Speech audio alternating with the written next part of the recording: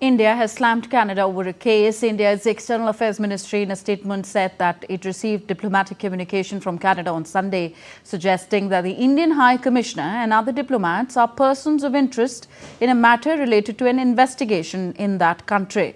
In response, the Indian ministry has said that the government of India strongly rejects the preposterous imputations and ascribes them to the political agenda of the Justin Trudeau government, that it is centered around vote bank politics.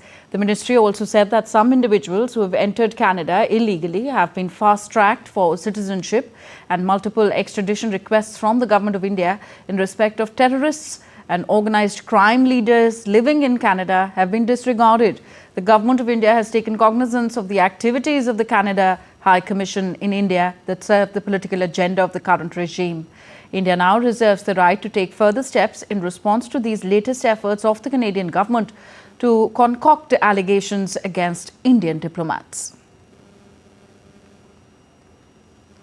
Canada and its government led by Prime Minister Trudeau has repeatedly thrown accusations against India, the Indian officials, and this time against the Indian High Commissioner, while endangering their lives. We have seen the last time what they did, that the posters of the Indian ambassador and consul general were published by the separatist and terrorist elements in Canada, which is quite ridiculous actually for a responsible state to do so, just for myopic political ends.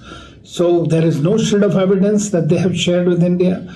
They have not come up with any viable, any proper this thing. Well, in fact, we have not forgotten what happened to Kanishka from their own land, and nothing has happened since then. They have brought in a large number of disgruntled elements and made them prosper as terrorist and extremist groups within their own country, and trying to use Canada as the base for separatist activities out of India. In fact, I don't know if the international law applies, but they should be called out for that.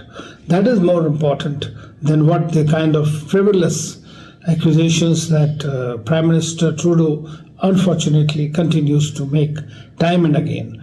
And this has brought the relationship to a really low level. And if these kind of things continue, I doubt very much that we can see a proper relationship with Canada, which is an important country and which should be on the forefront of fighting terrorism and separatism rather than indulging in as a tool of its state policies for domestic purposes.